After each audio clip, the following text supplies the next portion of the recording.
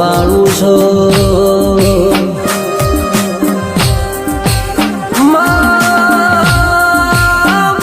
જેને મજૂરી ખાતર મલખ મેલ્યો હોય એ જેને ઘરની જવાબદારી ખાતર ભણતર મેલ્યું હોય